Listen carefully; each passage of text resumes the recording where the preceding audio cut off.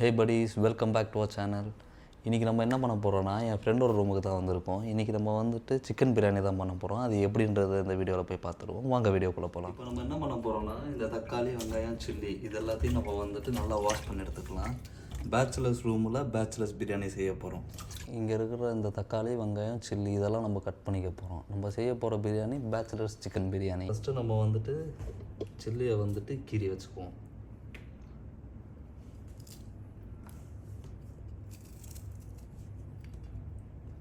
நம்ம தேவையான அளவுக்கு காரம் எடுத்துக்கலாம். நான் ஒரு 7 எடுத்துருக்கேன். இப்போ உங்களுக்கு எவ்வளோ காரம் தேவையோ அதுக்கு தகுந்த மாதிரி நீங்கள் எடுத்துக்கலாம். அடுத்து வந்துட்டு நம்ம ஆனியன் கட் பண்ணி எடுத்துக்குவோம்.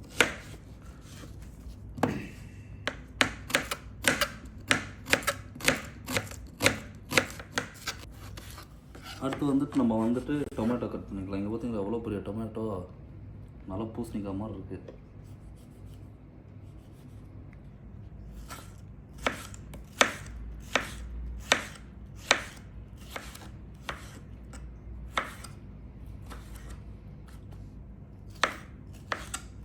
இப்போ நம்ம வந்துட்டு கால்கட்டு புதினா, கால்கட்டு கொத்தமல்லி இது ரெண்டையும் நல்லா வாஷ் பண்ணிட்டு இதையும் சின்ன சின்னதாக சாப் பண்ணிக்கலாம். சிக்கன் பிரியாணிக்கு முக்கியமான இன்க்ரீடியண்ட்டு இந்த இன்க்ரீடியண்ட்டை நம்ம இப்போ வந்துட்டு நல்லா வாஷ் பண்ணி எடுத்துக்கலாம். இது 1.5 கிலோ சிக்கனு நான் 10 பீஸாக கட் பண்ணி எடுத்து வச்சுருக்கேன்.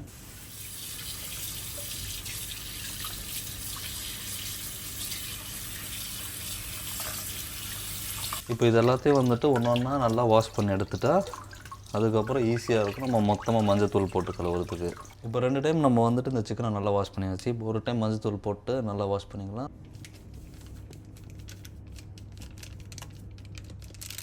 இப்போ நம்ம என்ன பண்ண போகிறோம்னா, சிக்கனை வந்துட்டு நல்லா மேரினேட் பண்ணிக்க போகிறோம். ஃபஸ்ட்டு நம்ம சால்ட் போட்டுக்கலாம். அடுத்து நம்ம வந்துட்டு கர்ட் ஆட் பண்ணிக்கலாம்.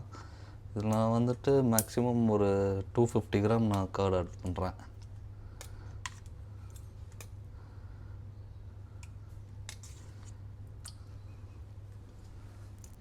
இப்போ வந்துட்டு ஜிஞ்சர் கார்லிக் பேஸ்ட்டு ஒரு 250 கிராம் ஆட் பண்ணிக்கலாம். இதுதான் main. Ginger garlic paste, curd இதெல்லாம் போட்டு மேரினேட் பண்ணுறது தான் மெயின். ஆச்சி மசாலா, பிரியாணி மசாலா இதை வந்துட்டு நம்ம ஒரு 2 பேக்கெட் ஆட் பண்ணிக்க போகிறோம்.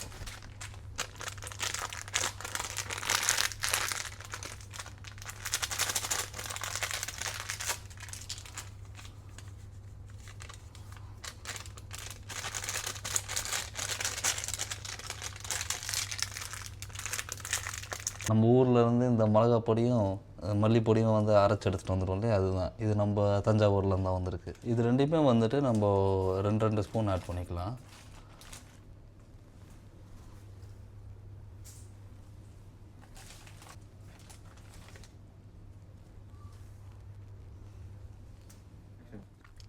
இப்போ நம்ம என்ன ஆட் பண்ணோன்னா, கட் பண்ணி வச்ச கொஞ்சம் புதினாவும் கொரியாண்டரும் ரெண்டையும் ஒன்றா தானே கட் பண்ணியிருக்கோம். அது ரெண்டையும் ஒரு கை எடுத்து அதையும் இதில் போட்டு வச்சுக்குவோம். இப்போ இது ரெண்டுமே வந்துட்டு நல்லா பிசைஞ்சிட்டு மேரினேட் பண்ணிக்கலாம்.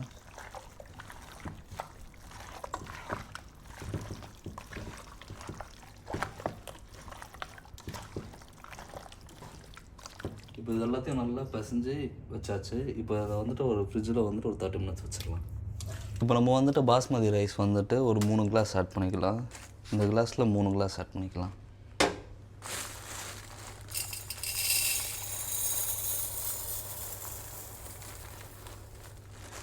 இதில் 3 கிளாஸ் ஆட் பண்ணிவிட்டு நம்ம இதை வந்துட்டு 2 to 3 டைம்ஸ் வந்துட்டு நல்லா வாஷ் பண்ணிவிட்டு இதை சோப் பண்ணிடலாம்.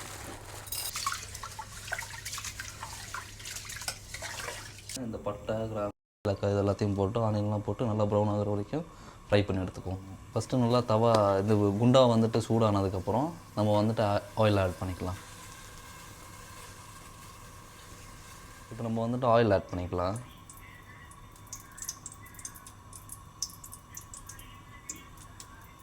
இப்போ நம்ம பிரியாணிக்கு தேவையான இந்த ஸ்பைசஸ் எல்லாத்தையும் நம்ம ஆட் பண்ணிக்கலாம். இதில் நான் 3 இந்த பிரியாணி இலை போடுறேன். ஒரு 4 பட்டை,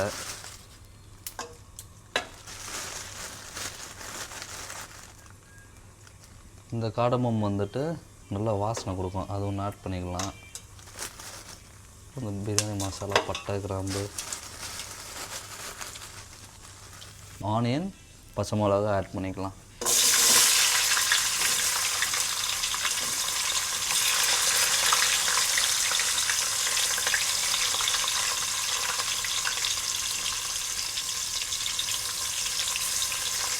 இதெல்லாம் வந்துட்டு நல்லா ப்ரௌன் ஆகிற வரைக்கும் நம்ம வந்துட்டு இதை குக் பண்ணணும்.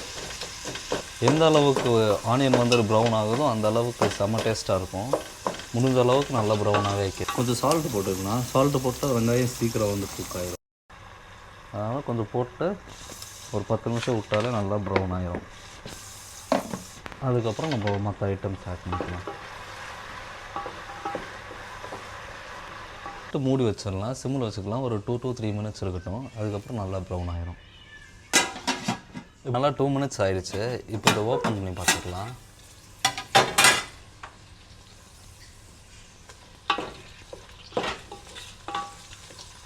இப்போ கொஞ்சம் நல்லா ப்ரௌன் கலரில் வந்துருச்சு. இப்போ நம்ம வந்துட்டு கொஞ்சம் கரம் மசாலாவும் கொஞ்சம் சில்லி பவுடர் ஆட் பண்ணிக்கலாம்.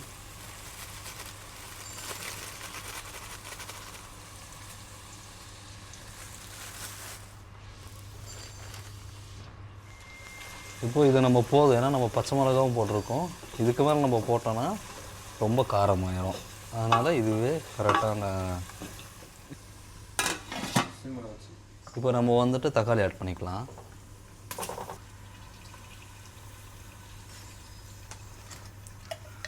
அப்புறம் ஜிஞ்சர் கார்லிக் பேஸ்ட்டு மூணையும் போட்டு நல்லா மிக்ஸ் பண்ணி விட்டுருலாம்.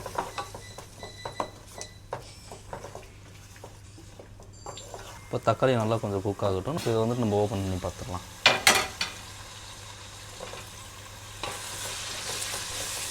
ஓகே, இது நல்லா இப்போது குக் ஆகிடுச்சு. நம்ம இப்போது சிக்கன் ஆட் பண்ணிக்கலாம். சிக்கன் மேரினேட் பண்ணி வச்சது இதை ஃபுல்லாக ஆட் பண்ணிக்கலாம்.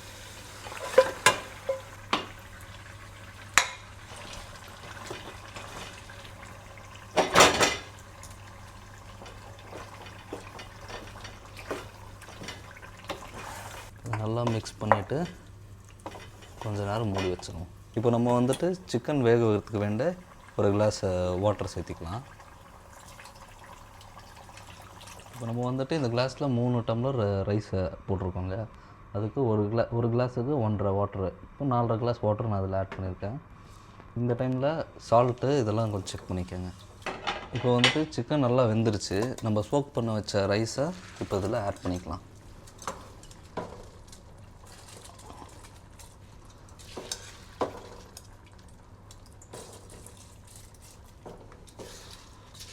உங்களுக்கு தேவைன்னா நீங்கள் வந்துட்டு ரைஸை தனியாக பாயில் பண்ணி ஆட் பண்ணி விட்டுடலாம்.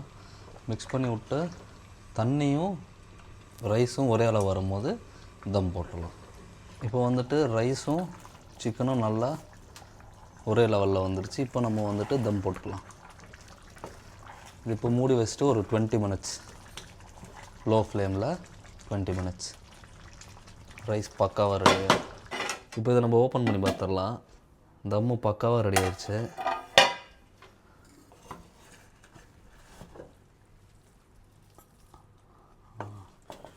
சிக்கன்லாம் சூப்பராக வந்திருக்கு.